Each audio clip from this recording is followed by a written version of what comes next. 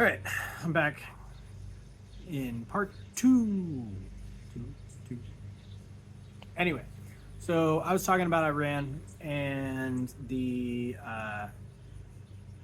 fact that in our attempts to get a government that was more aligned with our business interests uh, and our democratic interests, we got a religious sectarian government,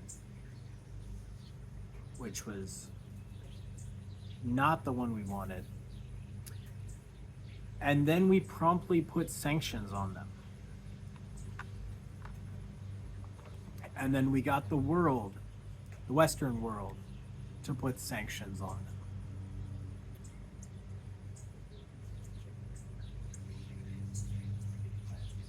So we we effectively installed a hostile government, and then we attacked them economically.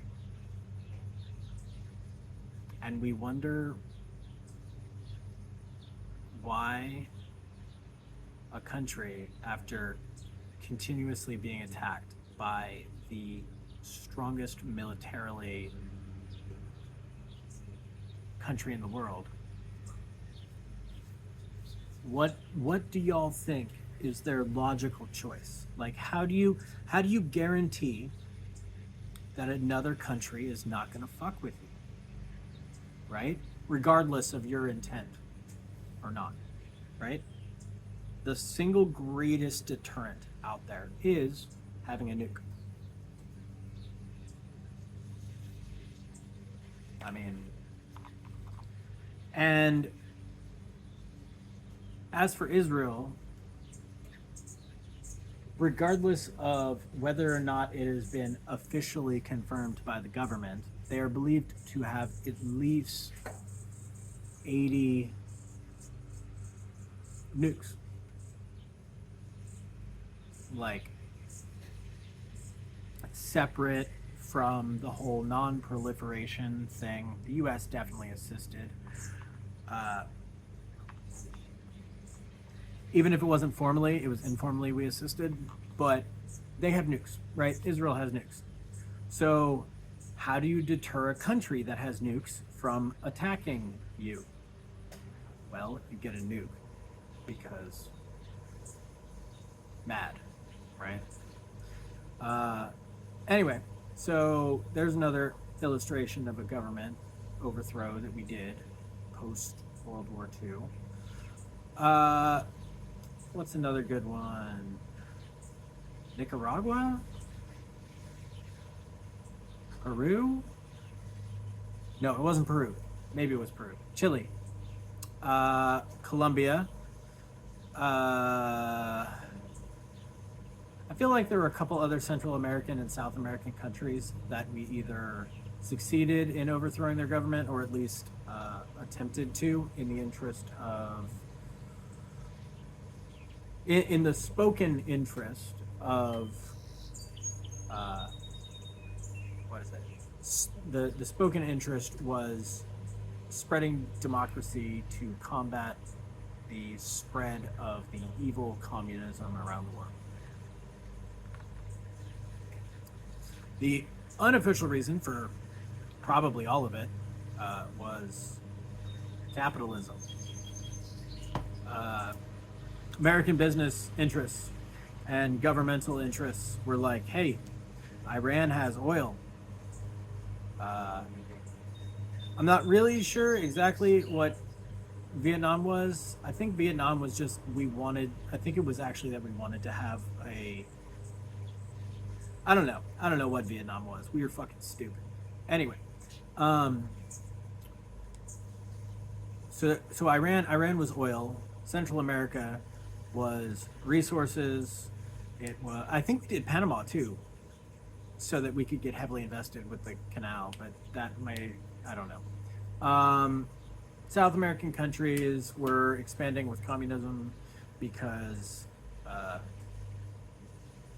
yeah. Let's not go into that. And we overthrew governments. We hired hit squads. We paid death squads in multiple South American countries. Right? Like, we hired hitmen and paid them and outfitted them, supplied them with weapons, and gave them targets and said, go kill these people.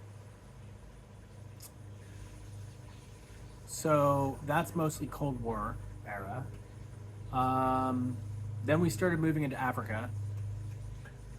I don't know how many countries we destabilized in Africa, but we definitely did a few. I'm sure there's others, but those are the ones that come to mind right now. Now we're attempting to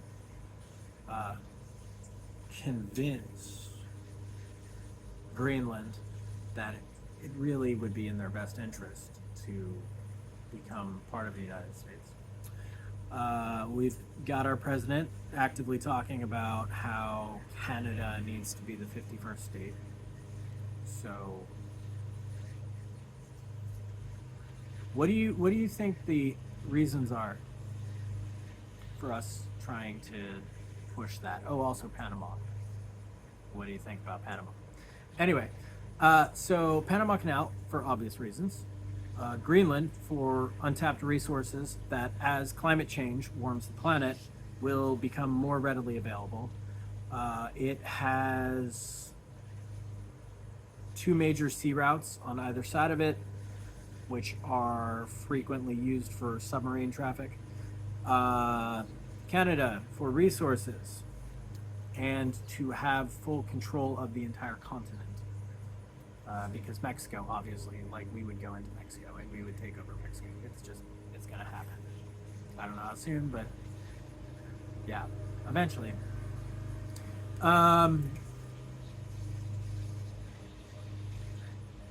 So yeah, there's those three countries that we're talking about trying to convince to become part of us. So overthrow their governments. I don't know how many others. I know we're in multiple African countries currently on peacekeeping missions or covert operations that we don't know about.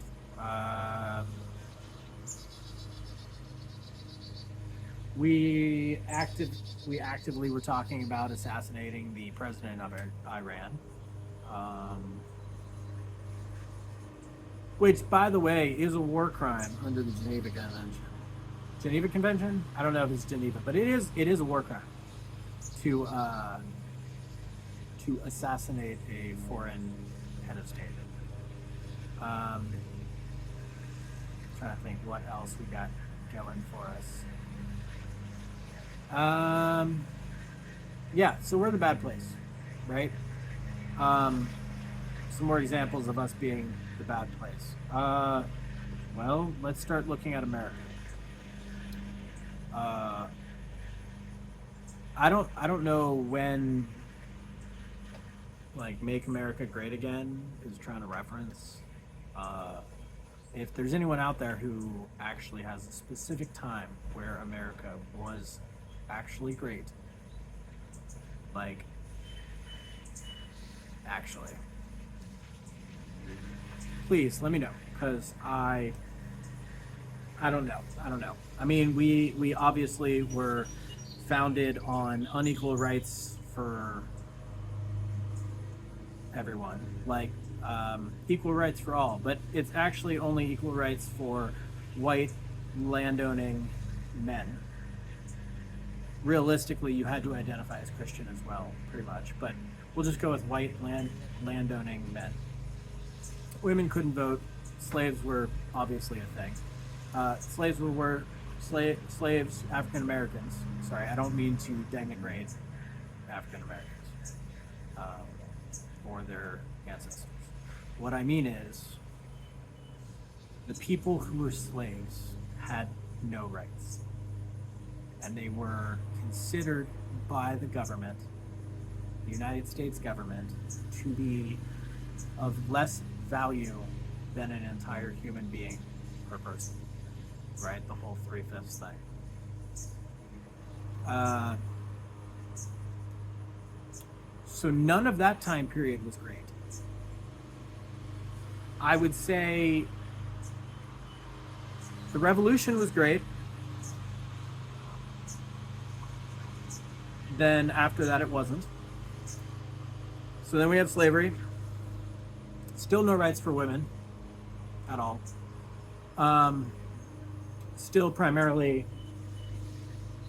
I just got hit by a bumblebee. Still primarily landowning, I think.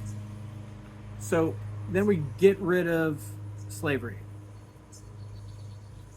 Supposedly, right? We get rid of official slavery. However, slavery is not gone.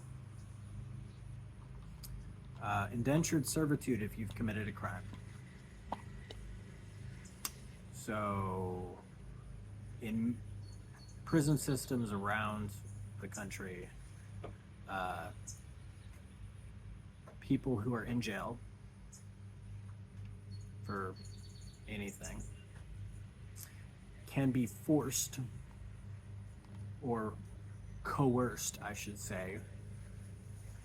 Is it blackmail? No, it's extorted. They're extorted into working for cents on the hour, right? And it's written into our Constitution, right? So slavery, indentured servitude, is still legal in America. And you can say, oh, they committed crimes and they should have to pay their debt to society. Okay, well then, what do you call being in jail? Right? What do you call being in jail? That's prison. Anyway, what else do we have? God, I don't even know. I'm gonna have to do part 3 because my phone's dying. So, y'all have a good day. I will catch you in the next video.